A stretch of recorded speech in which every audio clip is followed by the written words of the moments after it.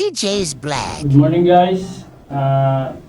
Magbabaklas tayo nitong 3 horsepower na MOS kasi meron siyang leak. Siyempre, ang una natin gagawin, unplug muna natin itong power supply niya dun sa breaker o kaya dun sa switch. Tapos sasarado natin itong valve. Yan. Sarado na siya guys. Tapos may tubig pa siya din sa loob.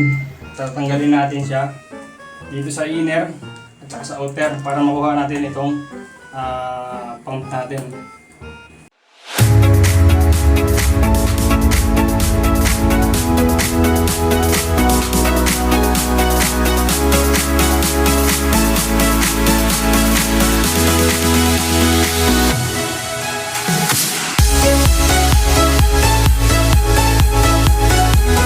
Kailangan natin ng adjustable, mga Phillips at Phillips screw. Pambukas natin ito.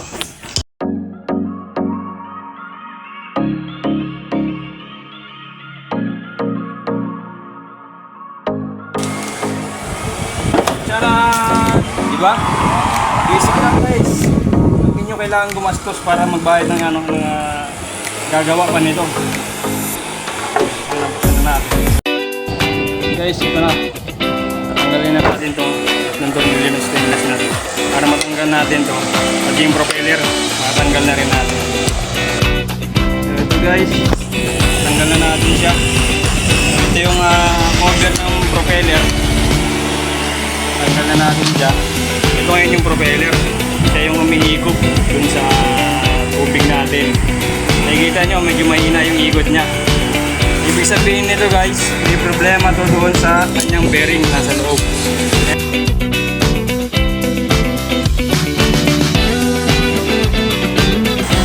Ingatan nyo guys, mga tornilyo kailangan hindi siya mawawala. Kung nagkulang ng isa, kulang na talaga. Patanggalin natin ang cover niya. Kita nyo pag iniikot yung propeller dito sa kabila, kasama siya. Kailangan natin gawin, kukontrahin natin.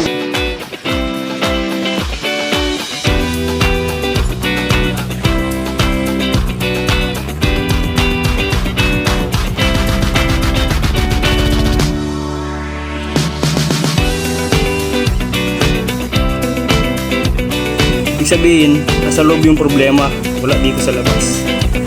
Yung loob niya guys, marumi na.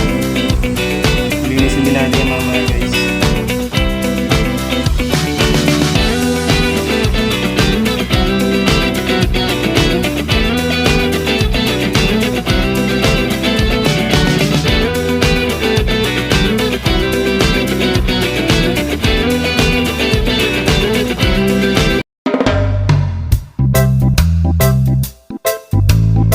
So yun guys, nasungkit na natin siya.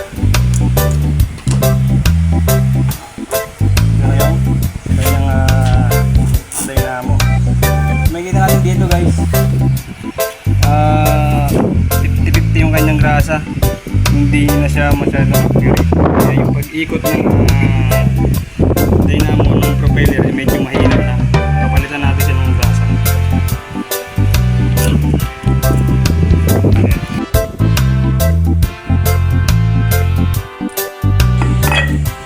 Ayan guys, tatanggalan natin.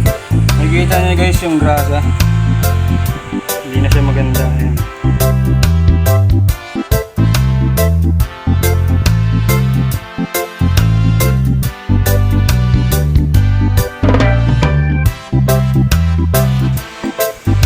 Guys, tanggalan natin. Nakita niyo yung grasa guys sa loob. Then, dito nakadikit yung bearing. Yung support niya para nagpa-bounce siya. Itim na rin yung grasa sa loob. Lilinisan din natin. Hindi lang ito. Dito nasa may gilid yan. Lilinisan din natin. So guys, mahina na ikot ang bearing. Lilinisan natin yung niya. Yung grasa sa loob. Kita natin. Ayan guys, nakikita nyo. Kaya mahina na yung ikot niya. Madumi na yung grasa.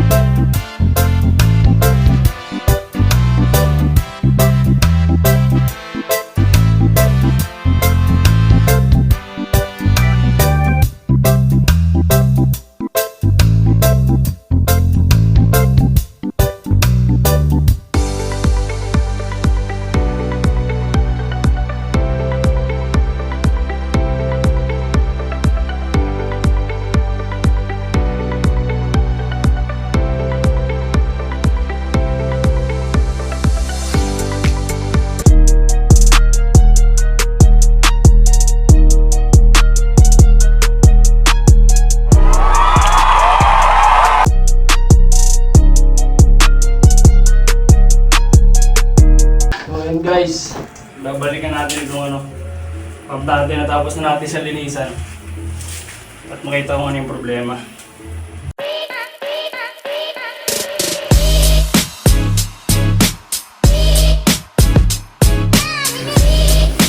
Ayun guys, nakabit na natin. Pagkakabit itong thread niya dito sa inner, dapat hindi natutay na tulos para hindi nalolostrate yung mga kanal niya sa loob.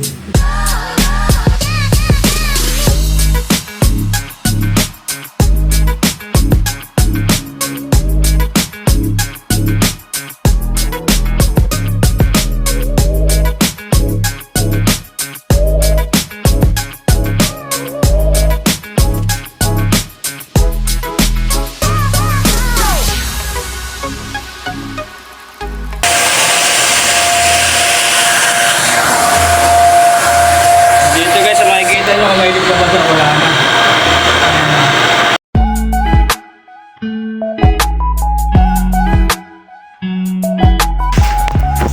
Yun. Okay siya guys. Walang naging problema sa pagkabit natin. Medyo mainit nga lang talaga dito. Shoutout na rin tayo. Skipa Boys ng Skipper dyan sa may Barrio Barreto. Dyan sa mga tropang Abra. Shoutout sa inyo dyan. Mga tropa natin GS. Shoutout sa inyo guys. Sana may natutunan kayo sa araw na pag-vlog natin. Kung paano baklasin yung motor, sinisan. Yun. So ingat kayo. Bye!